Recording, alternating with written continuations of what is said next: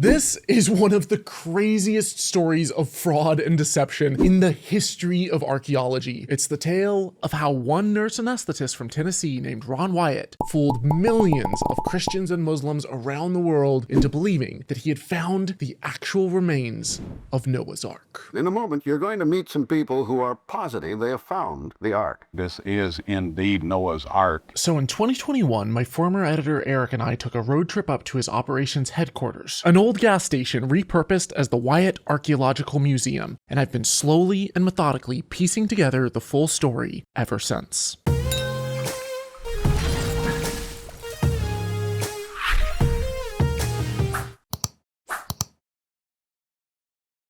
It's 1959. A Turkish army captain named İlhan Durupinar is studying aerial photographs for a NATO mapping project. Deep in the mountains of eastern Turkey, about 15 miles from Mount Ararat, he spots something unusual. A large, boat-shaped formation hidden in the hills. His discovery was so intriguing that Life magazine featured it in 1960, declaring it a possible candidate for Noah's Ark. Scientists were naturally skeptical, but curious. So initial surveys were conducted by a joint Turkish and American team who, after a brief examination, determined that this was most likely just a natural geological formation. Interesting, but definitely not a 4,000-year-old boat. Case closed, right? Wrong, because that's when Ron Wyatt entered the picture. As a Tennessee country boy, Ron may have had zero archaeological training and zero geological expertise, and his only real qualifications may have been as a nurse anesthetist, but according to Wyatt, God himself had personally told him that this was indeed Noah's Ark. But Wyatt knew that in order to convince the rest of the world, he would need credibility. So he started recruiting people with impressive credentials. His first major catch was astronaut Jim Irwin, one of the few people to have actually walked on the freaking moon, who also happened to be searching for Noah's Ark. After all, having a literal celebrity rocket scientist on your team tends to make people take you seriously. So in August 1984, they arrive at the site with metal detectors and almost immediately start getting hits. That's a strong reading. According to Wyatt, these weren't random metal readings. They were evenly spaced bulkheads, marking the interior rooms of Noah's Ark. He saw what he believed were petrified structures of an ancient ship whose deck had collapsed. He saw what looked like deck joists and deck support timbers. They collected samples and sent them to labs, which confirmed the presence of man-made metal. Amazing. Next, in the summer of 1985, Wyatt recruited John Baumgardner, a geophysicist from Los Alamos National Laboratory. Then came Dave Fasold, a marine salvage expert who brought along what Wyatt claimed was cutting-edge technology, a molecular frequency generator that could detect metal signatures deep underground. According to Turkish government officials and journalists from ABC, they used this marvel of modern technology to create preliminary maps of the entire internal structure of the Ark, marking it with colorful yellow ribbons. We have taken metal detection equipment and we have found metal lines all along this boat at even intervals. We have found right-angled material on the boat. Now we're getting somewhere. Yes, science! Ron returned later that year with geologist Tom Finner, who brought with him a ground-penetrating radar. But because the Turkish government had lost multiple soldiers earlier that year defending these American treasure hunters from terrorist attacks, this time they were denied a permit. But that didn't stop Wyatt. After all, God wanted this Ark scanned. So they snuck back to the mountain, ran the ground-penetrating radar over the site, and astonishingly, according to Wyatt at least, determined conclusively that this was in fact a man-made structure. I can look anybody in the eye and say that this boat-shaped formation in eastern Turkey is actually the remains of Noah's Ark. The team seemed legitimate. The technology sounded impressive, and the evidence appeared overwhelming. There was just one tiny problem. Actually, there were several problems. Big ones, which would eventually lead to Wyatt's entire team of experts rejecting Wyatt's claim that this was Noah's Ark. Now, Wyatt was no stranger to spinning wild, extravagant tales to fit his narrative, like claiming that this Ark had originally landed higher up the mountain, then somehow floated down on a lava flow to its current position where it wedged against this rock here. He concluded that it was a small volcano that had erupted long after Noah's Ark had landed, and that it had carried the ship down the mountainside about a mile where it was impaled on the limestone outcropping, then covered in lava. The lava then encased the ship like a time capsule. Let me repeat that. He claimed a wooden structure covered in bitumen, which is essentially tar, somehow survived floating down molten lava without burning up.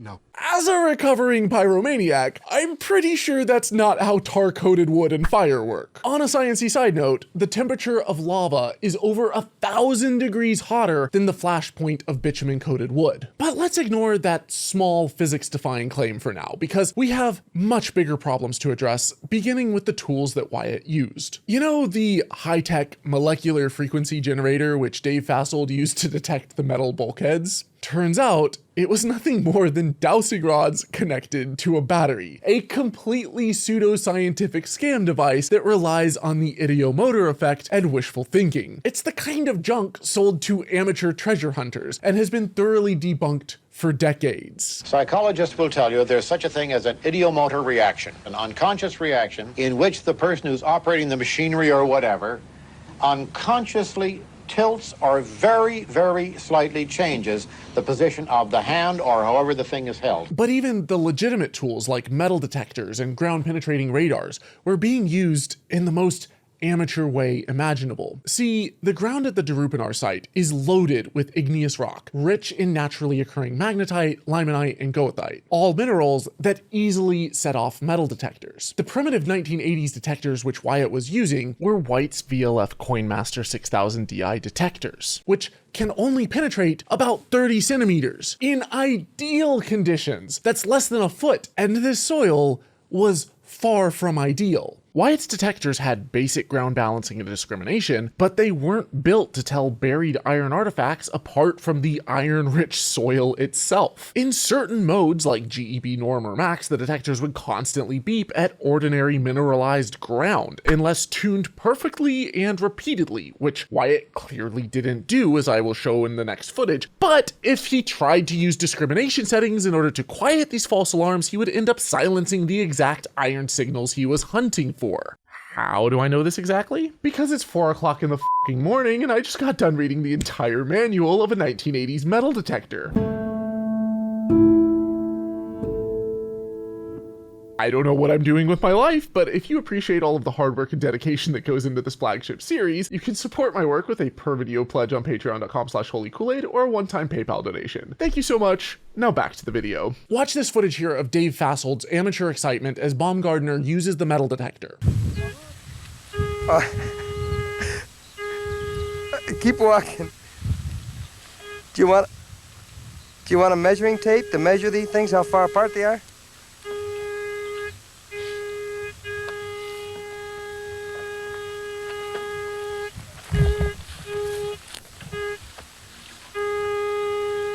You see how it goes off when he puts it near the ground, then stops when he lifts it up slightly?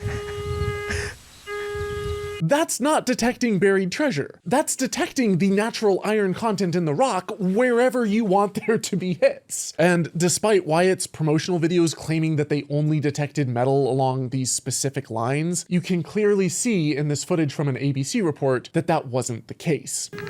The fascinating field of ribbons soon attracted higher academic interest. The metal they were tracing with the ribbons was indeed iron.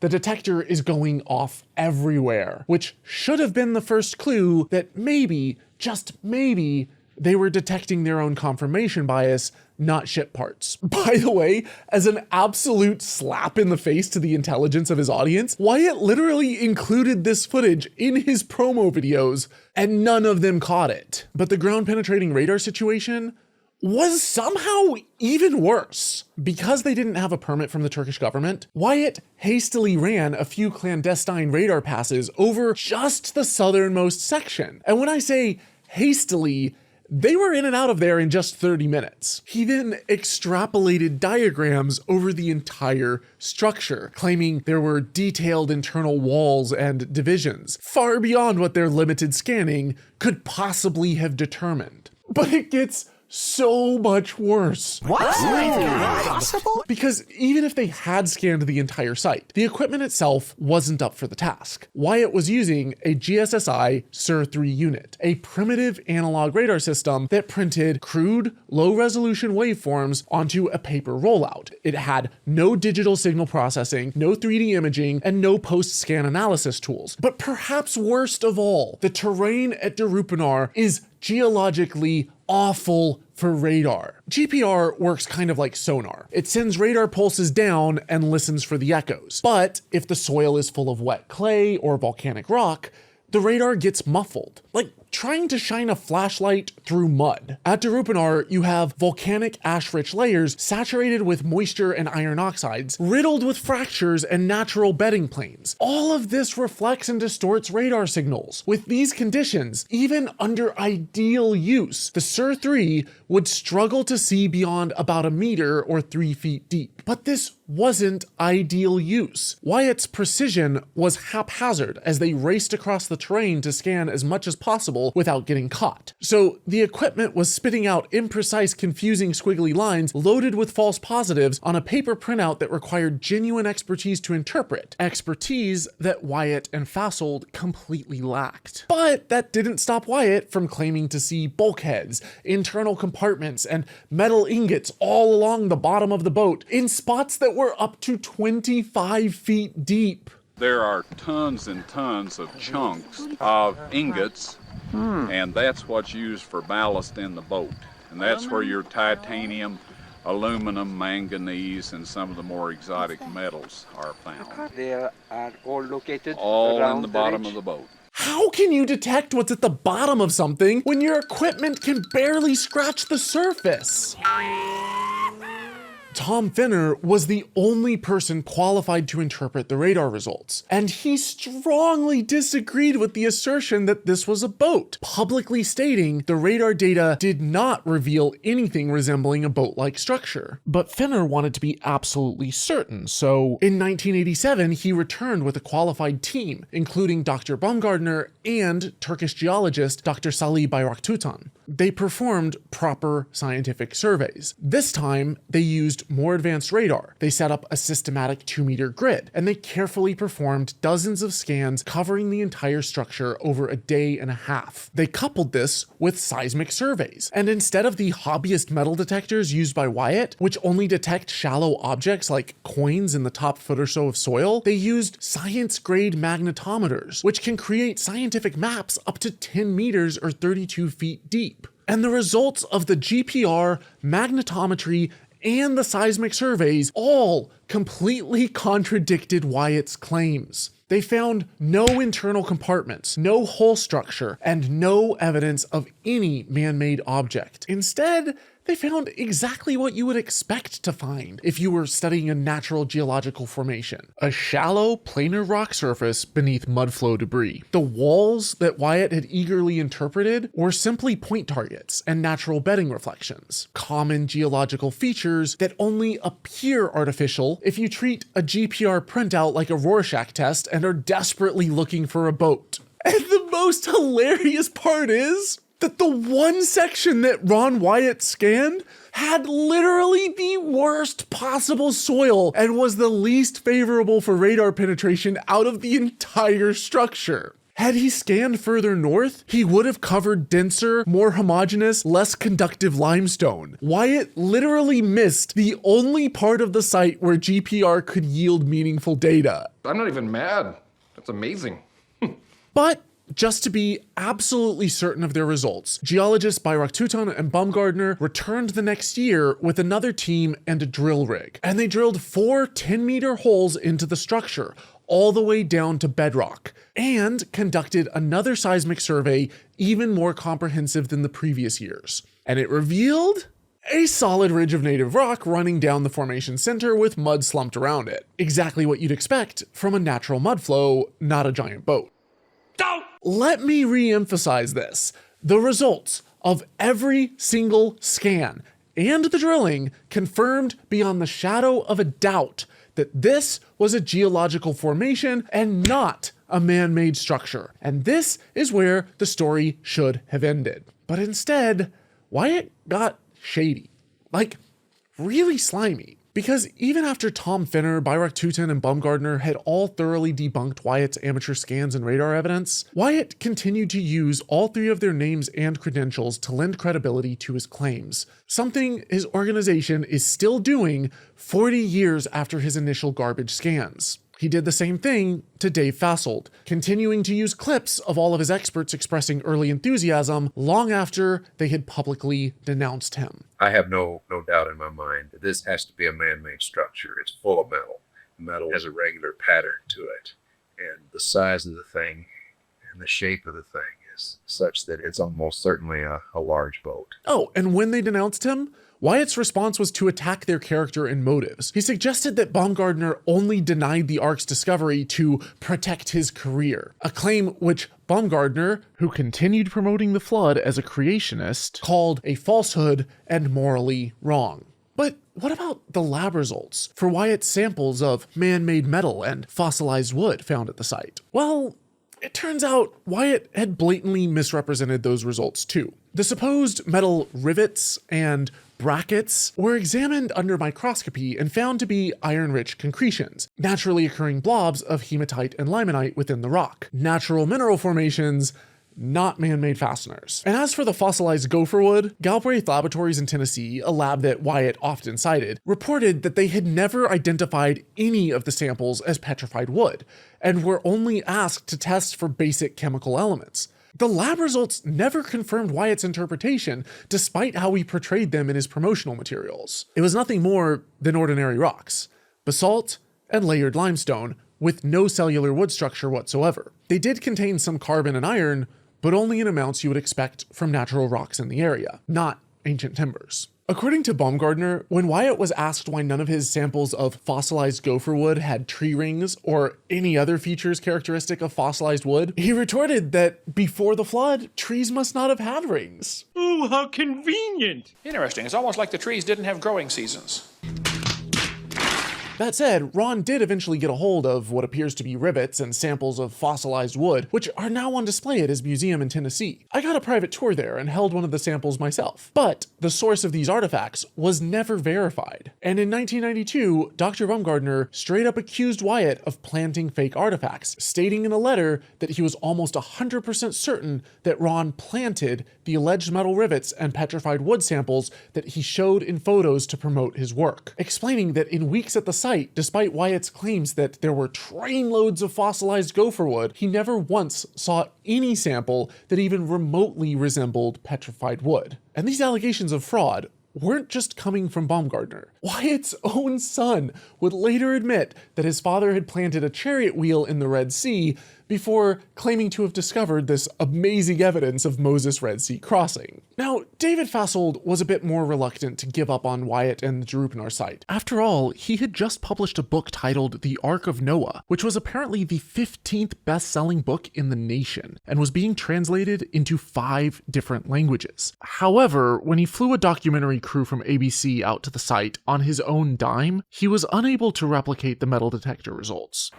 I might give up on this right here for now and go up inside and see if I can retrace some of the metal lines that I got when I was here a number of years ago. He got called out for using divining rods. Finally, Dave resorts to his frequency generator, which to the untutored eye look remarkably like divining rods. They do seem to work, for him at least. Can I have a go with this? Yeah. When you get real good at it, you can actually have it like that, and it will actually go like this. It'll defy gravity. On the line, nothing. In the middle, nothing.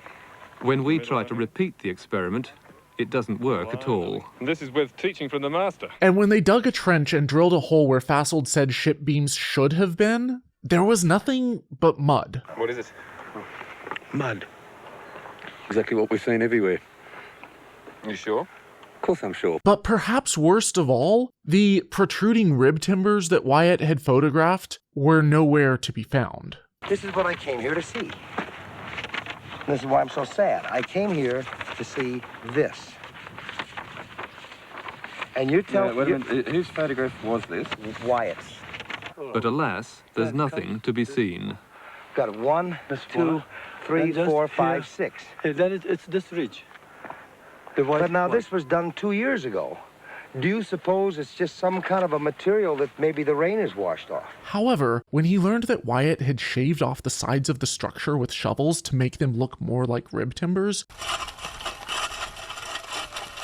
he grew skeptical and collected 12 samples of alleged fossilized wood, a supposed iron bracket, and part of what Wyatt claimed was an anchor stone and a reed stone. He sent them to Dr. Lawrence G. Collins, who sat him down and graciously gave him a crash course in geology, explaining the difference between these samples and actual fossilized wood, iron brackets, etc. So in 1996, they co-authored a paper together, providing an in-depth geological analysis of the site. After thoroughly studying all the evidence to date, they too concluded that the boat-shaped formation was entirely natural, explaining in a detailed paper how local geology could account for both the shape and the iron oxide patterns that had fooled Fasold initially. After 10 years of passionate conviction, Dave had decided he no longer believed his own Ark story. I can admit that I'm wrong, as long as I'm enlightened, as long as I learn something from it myself. But you've put an enormous amount of money, an enormous amount of your life into Noah's Ark. It was a great adventure. Yeah. That's about all you can say.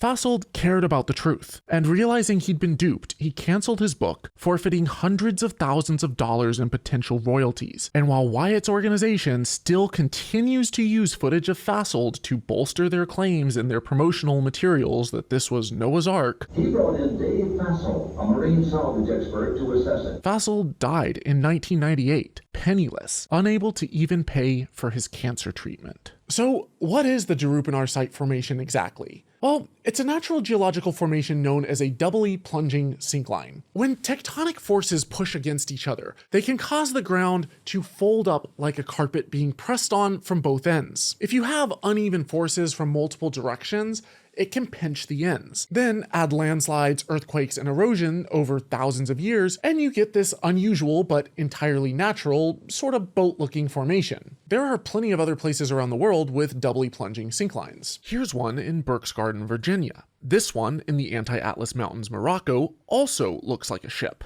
The top is less eroded, but you can see the rivers currently eroding out the insides of it, leaving what appears to be the protruding hull of a ship. By contrast, this one in Chahargas, Iran, has experienced significantly more erosion. You can clearly see where the dried riverbeds used to be. All of these, including Durupinar, are natural formations. This one just happens to fall within a range of possible lengths for Noah's Ark, albeit the width and height are off by quite a bit. But what about the parts of the side of the structure that Wyatt didn't shave off, which still kind of look like rib timbers and beams making up the sides of a ship? Well, sure, they kind of look like a ship's hull, but this tree looks like Homer Simpson. This cloud looks like Jabba the Hutt. And this looks like the second coming of Jesus on a dog's butt. Humans see patterns where there are none, but pareidolia isn't archaeology. These are literally just giant chunks of hardened mud containing rocks and boulders separated by erosion gullies. And no, there is no petrified wood inside. Scientists have checked for that too. And so we're actually looking at the eroded rib timbers of Noah's Ark. Yes. Can you all see how symmetrical they are? Yes, yes. This would not occur in natural erosion. Oh, wow. These really do look unnaturally evenly spaced. You got me. Psych! This is the Durupinar syncline in Iran, and these are also natural erosion gullies. This is what he was actually pointing at. Now, I know that there are Christians watching who will accuse the naysayers of simply being God haters or anti-Christian somehow, but the ironic thing of all of this is that Ron Wyatt's biggest critics weren't atheists, or really even skeptics. They were other creationists. Baumgardner, for example, believed wholeheartedly in Noah's Ark and continued arguing for a global flood for decades. So what is the takeaway message? The Genesis flood was real, radically transformed the face of the earth. And he didn't mince words about Wyatt's conduct, stating unequivocally that Ron Wyatt was an outright fraud. Creationist organizations like Creation Ministries International, the Institute for Creation Research, and even Answers in Genesis, the people who believe so firmly in Noah's Ark that they have literally built a life-size recreation of it, have all published detailed critiques calling Wyatt's claims fraudulent. Dr. John Morris from the Institute for Creation Research examined Wyatt's site twice and found no petrified wood, no man-made metal, and no artifacts, only unusual geology. Ron Wyatt is a liar. Wyatt never performed an actual archaeological excavation, because what he was doing wasn't archaeology. It was biblical treasure hunting, fueled by wishful thinking and spurred on by pareidolia and confirmation bias. He started with the conclusion and worked backwards, lacking any scientific objectivity or methodology. His excavations were undocumented. His artifacts lacked provenance. Nothing was photographed in situ or properly logged. He planted fake evidence, used the wrong tools, misused the right ones, and quote mined and misrepresented his experts. None of his results or findings were ever replicated. There was no peer review, no independent verification, and not a single archaeologist on site. If anything, you could call this a masterclass in how not to do archaeology, taught by Alabama Jones here, LARPing as an expert. I do like Indiana Jones movies. What makes this particularly tragic is that Wyatt's claims continue to fool people today, decades after every single researcher, including his own team members, thoroughly debunked them. And it's seen a revival on YouTube and TikTok thanks to Ron Wyatt 2.0 here, Andrew Jones, a tour guide who set up a visitor center on site, who scanned it in 2019 and claimed that because some of the rocks appear to be at right angles, therefore man-made rooms, because, nothing in nature is ever perpendicular. Needless to say, like Wyatt before him, none of Andrew's dilettante work has been submitted or published in a peer-reviewed journal, nor would I hold my breath for it to be. The fundamental problem with what Wyatt was doing and with what Jones continues to do is that it's not science at all. When you start with your conclusion and work your way backwards, cherry picking and misrepresenting the data to fit your predetermined beliefs, you can make absolutely anything look believable. That's confirmation bias dressed up as research. Unfortunately, the Noah's Ark hoax was just the beginning for Ron Wyatt. Using the same shoddy methodology, he went on to convince millions of people that he had also discovered the Ark of the Covenant, the site of the Red Sea crossing, Jesus' actual crucifixion site complete with a sample of Jesus' blood. And Sodom and Gomorrah, which I actually covered already in detail in my video Nothing Fails Like Bible History, episode 9. Linked to below. He also claimed to have found the Tower of Babel and the actual mountain where God gave Moses the 10 Commandments. Apparently, every single one of these major biblical locations remained hidden in plain sight for thousands of years because God was just waiting for his boy Ron the nurse anesthetist to come along and find them all. We went over and got tickets to fly from Istanbul to the Albuquerque, and God had arranged that commercial airline flew right past the Tower of Fable where I could get a perfect shot at it right out the window. And there it is. Now, each one of these claims has been thoroughly debunked and is just as ridiculous as Wyatt's Noah's Ark hoax. But I'll have to cover those spectacular failures in future videos. For now, just know that the Durupinar site is not Noah's Ark.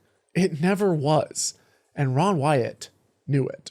If you guys appreciate educational resources like this, these types of videos take a massive amount of time, energy, and money to make. This one has been a few years in the works and even involved me taking a trip to the Ron Wyatt Museum in Cornersville, Tennessee. I would absolutely love to hire more editors and researchers to boost my output, but I am purely limited by financial resources. Besides that, I am now perfectly poised for massive growth. And if you would like to help make that happen, you can do so by making a per video financial pledge on patreon.com/holykoolaid or making a one-time PayPal donation. Thank you so much for your support. And as always, dare to be curious, but don't drink the Kool-Aid.